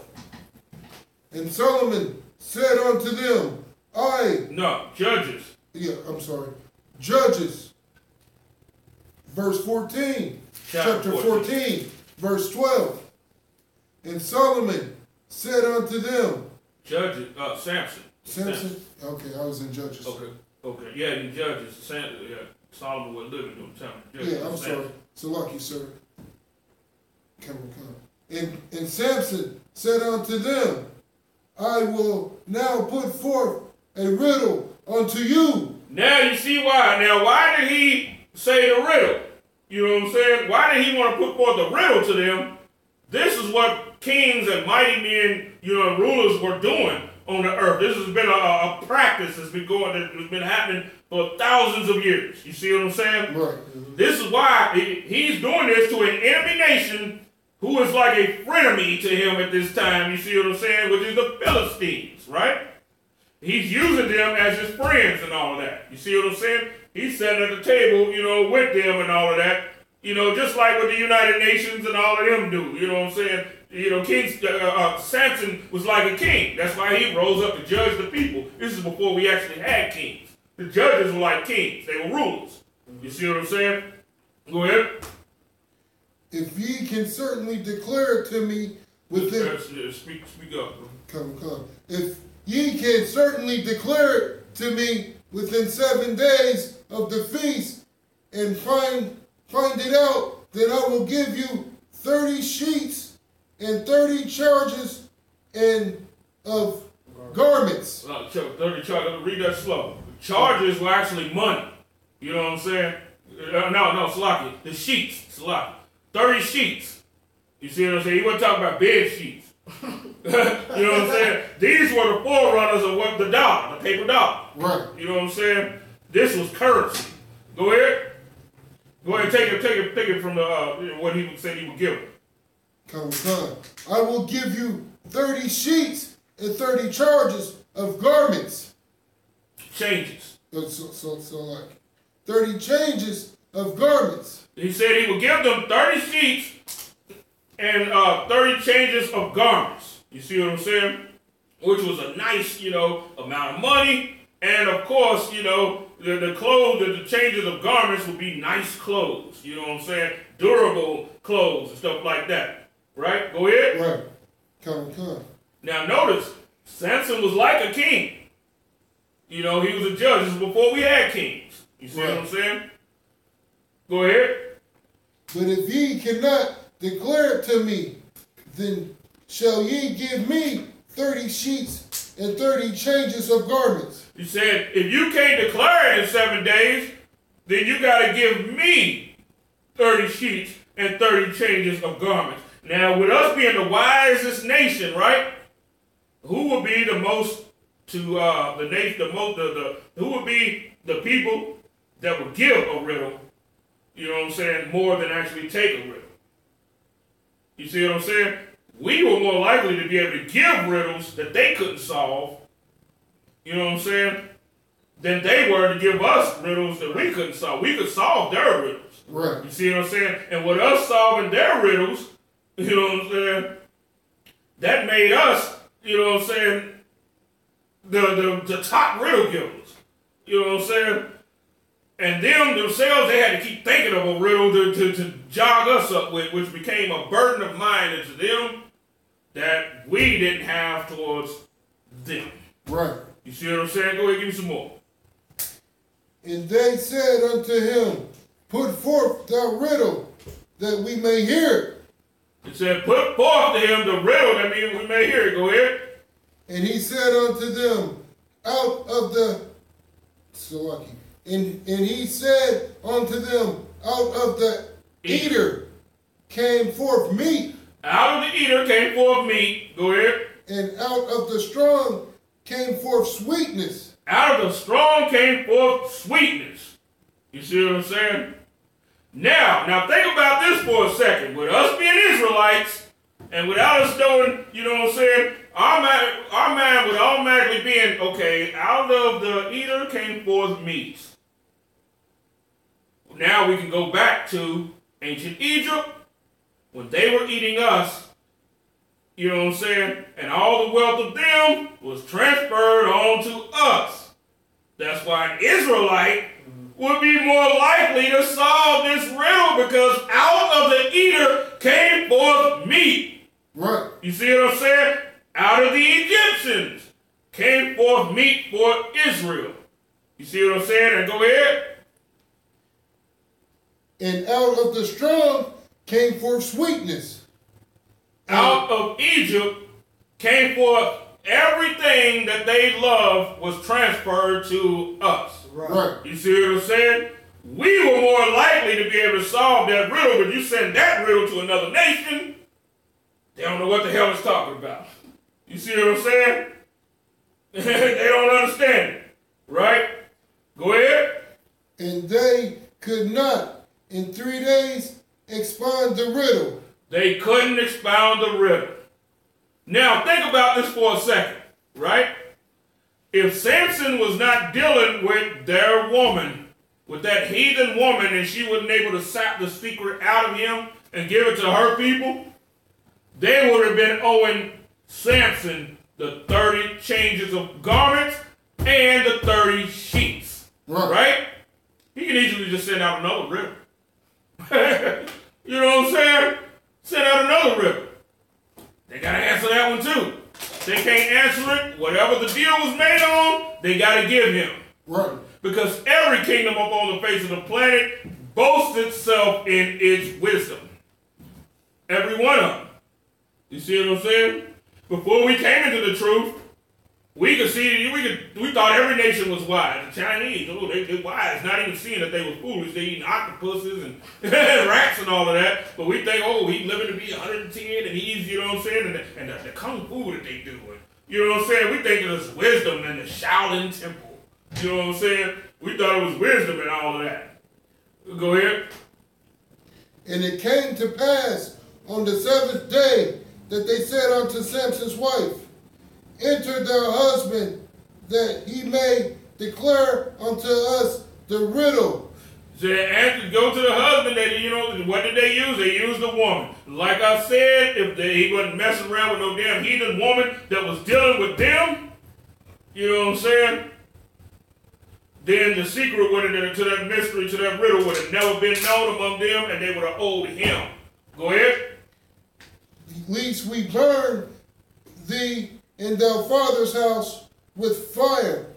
This is why separation is so important. Mm-hmm. You see what I'm saying? Right. It's a scripture in the Bible that I couldn't exactly find it, but it talks about, as a fly in a fine wine or something like that.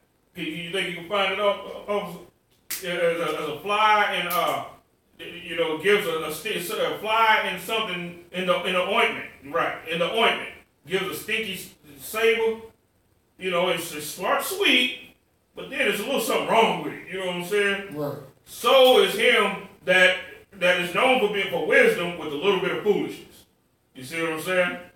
Samson was known for wisdom, but that little bit of foolishness of wanting them damn heathen women, you know what I'm saying? Right. was what was getting him.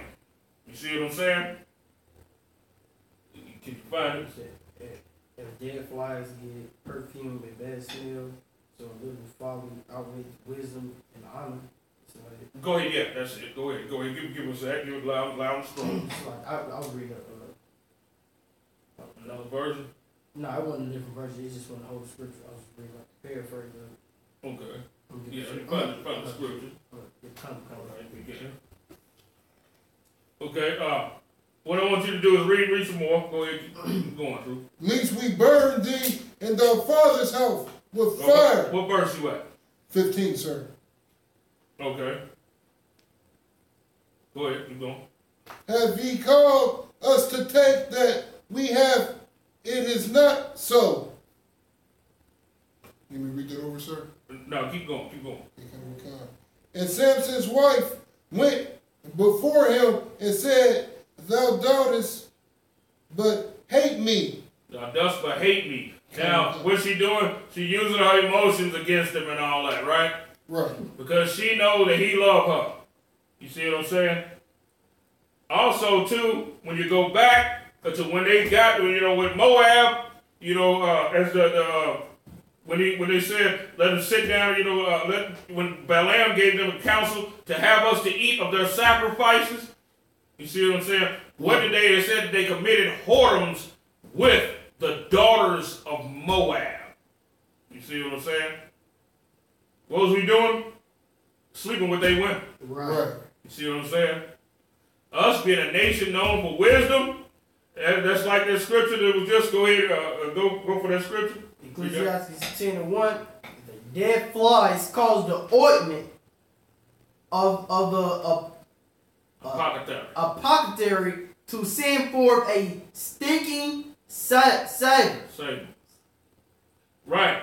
And now the ointment is supposed to be sweet. Right. The dead flies inside that ointment send forth a stinky savor. You see what I'm saying?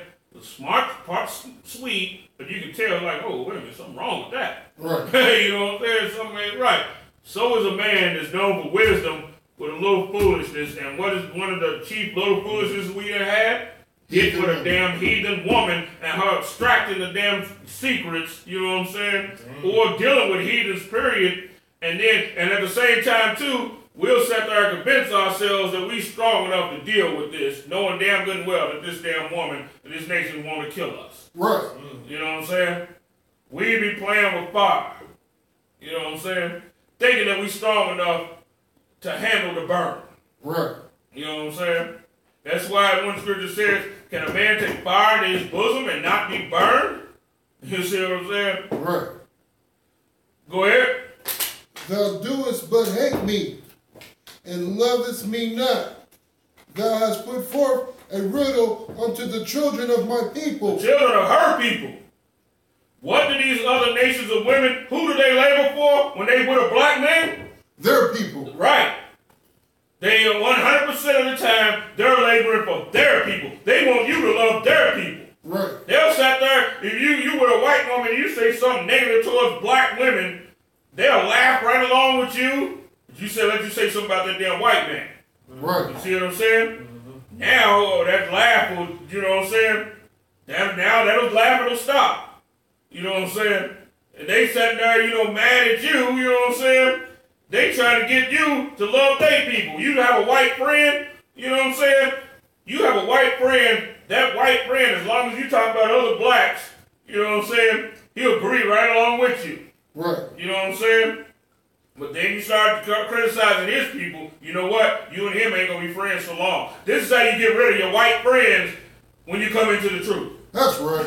You know what I'm saying? You have a problem getting rid of your white friends? There you go. Hell, you have a problem getting rid of your black friends. Say the white man's the devil and keep saying it. Hell, they'll start to part from you too. Right. You see what I'm saying? Go ahead.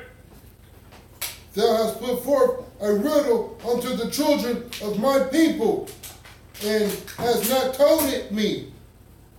And he said unto her, Behold, I have not told it my father nor my mother, and I shall tell it ye. Not tell it to thee. And shall I tell it D. It should be right. Should I tell it to yeah, should I tell it to you? Yeah. Okay, go ahead.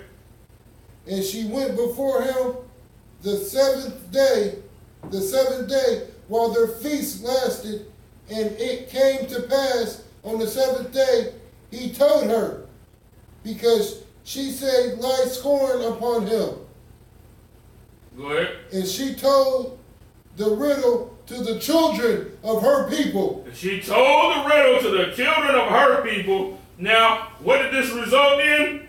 This resulted in him giving the 30 sheets and the 30 garments that should have been brought from the heathen to him, but now he owes 30 sheets and 30 changes of garments. Right. He's in debt. You see what I'm saying? You see what joining to the heathen do? That's not wisdom. Joining to the heathen is not wisdom. Separating from the heathen is wisdom, because they would have owed him the damn 30 sheets and the 30 changes of garments. Right. You see what I'm saying? They would have owed him these things. But now he owed him. This is what integration has done for us. It's done brought us in debt. You see what I'm saying? How much debt did we have before integration? You see what I'm saying? This stuff has done brought us into debt just being joined with the damn white man. You see what I'm saying? School loan. Right? You know what I'm saying? I mean, damn, if the education is great and everything, but you have to handle that stuff with wisdom, you know, but before long, the hell, they're going to be trying to lock niggas up for school loans. Right. You see what I'm saying? They going, I mean, damn, think about it. Look how many blacks, you know what I'm saying, Hispanics and Native Indians, look at the pile up of loans that come from schools. Right. You know what I'm saying? That is a byproduct of integration, right? How many of them can pay that back? Right. You see what I'm saying? You owe, and then on top of that, they set the interest rates at whatever they want them to. They can slap an 80% interest rate on the goddamn school loan. You see what I'm saying? Man, if you sat there and you done took $5,000 worth of school loans out, hell, you mess around and be paying $9,000 to pay back. Go ahead. So like you said, and then it also already busted them out with a couple of reports on how the interest rate for black students is way higher than the interest rate on white students. Right. Now, with that being said, you see how wisdom is better than weapons of war? Right. You see what I'm saying? We think we're going to go to war without, with the white man without education. What do we say? Dumb black sayings like, the most dangerous black man is the man with a book. Hey, you know what I'm saying? The educated brother with a book. Right. Bullshit. You know what I'm saying? If you ain't educated in the book, then you ain't no damn threat to him. That's right. You know what I'm saying? The only damn thing you can do is make his kingdom greater with this book. That's right. Than with the book that he gave you at best. You know what I'm saying? And produce nothing for your people. You know what I'm saying? You can learn certain things if you got a book on engineering. You can learn how to be an engineer. You see what I'm saying? But then your mind should be thinking, how in the hell can I prosper my people with this, with being an engineer? You know what I'm saying? That's how your mind got to work. Instead of thinking of, what job, I can only work for and I can only get. You know what I'm saying? You got to think about how you can prosper your people. You know what I'm saying? That's how you always got to think when you get degrees and stuff like that. But you can't look at that as, the top knowledge that you have. You have to despise that knowledge in comparison to the knowledge that you get in the Bible that you get that's come from the Israelite School of Universal and Practical Knowledge. You see what I'm saying? You have to despise it in comparison to it. And this is how you can tell where somebody's value system is at, right? You can tell where somebody's value system is. Like, say for instance, they see that you love getting in the scriptures, you love watching UPK videos and stuff like that, and they claim to be the truth also, right? But then they say something like, well, nigga, but what about, education? See, you uneducated, so quick to call you uneducated and all that, right? Right. Which shows you which education that they actually esteem. Because if they see you out there in the world, they never go to people in the world, you know what I'm saying, and say, and that have 3 or 4 degrees, they don't go to them and say, well, you know what? Yeah, I know you got 3 or 4 degrees, but what you know about this Bible, though? What do you know about this education? They're not doing any of that. No. You know what I'm saying? They're not doing that in the Christian church, and they're not doing that in these fake Israelite groups, or none of that. You see what I'm saying? So that shows you what education that they value the most.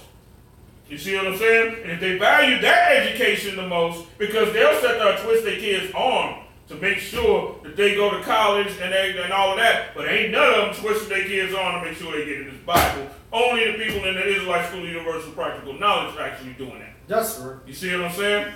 We the only ones that are twisting the kids' arm to get in the Bible. You know what I'm saying? While the secular education, you know, we look at it as secular. You know what I'm saying?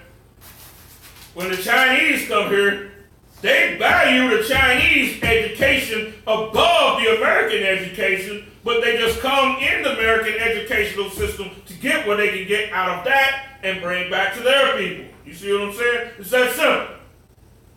Let me get a time check. 6:25. 6:25. Yeah, that time's about to close out. We're gonna go into the prayers. I'm about to pass the class over to priest and officer Nakashwan. Bunya out.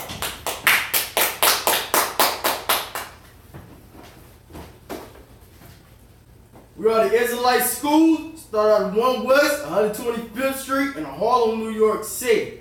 Rule for new brothers and sisters. When a new brother or sister comes inside the school, they are off limits for 6 months. They are to be saluted only. They are here to share themselves of the word. If they need transportation, the teacher will arrange it. After 6 months, if a brother or sister has a particular interest, he or she must get permission from the head to speak to a brother or sister. There's another 6 months in which the brother and sister will court each other. If we just gonna do the Lord's Prayer, it's gonna be too pressed for time. Right. Go ahead. Skip the whole convocation. No, go ahead. Keep reading that. Salaki. There's another 6 months in which the brother and sister will court each other. After this 6 month period, the brother and sister will get permission from the head to marry. Tithes, which is a commandment. Numbers 18 to 21, Malachi chapter 3, 8 through 10. Mayasha means tenth in the Hebrew. 10% of every penny of any increase the Lord gives you. Give to the Treasury Department. Priest fund. Free willing offering, not mandatory. Whatsoever amount you would like. Upcoming holy convocations. The Passover, March the 29th, 2018. Right. Be there at the Passover.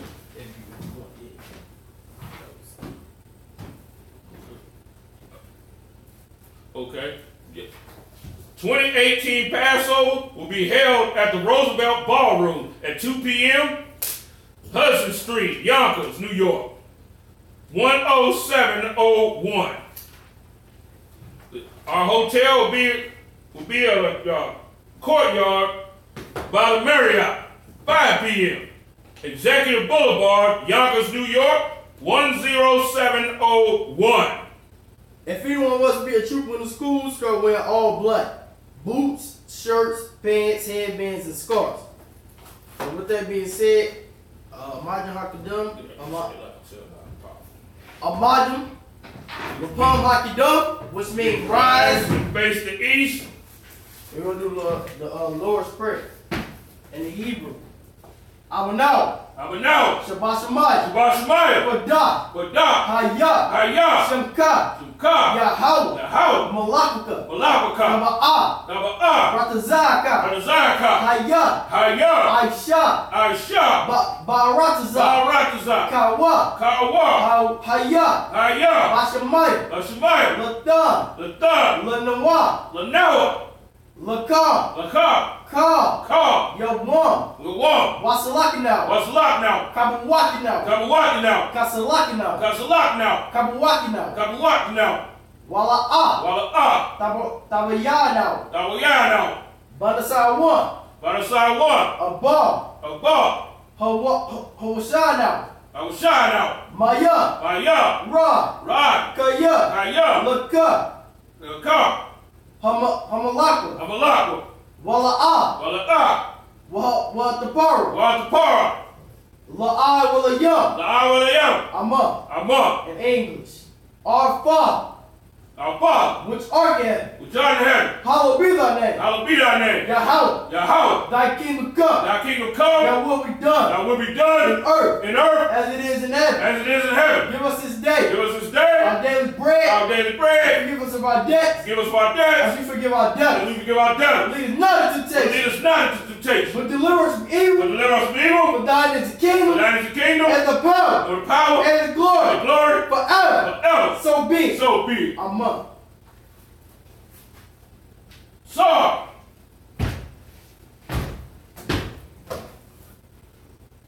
men of Israel, among the Shabbat, Amajim, Barak, Yahweh Ba'ashem Yahushua Barakatah, Yazbatah, dismissed.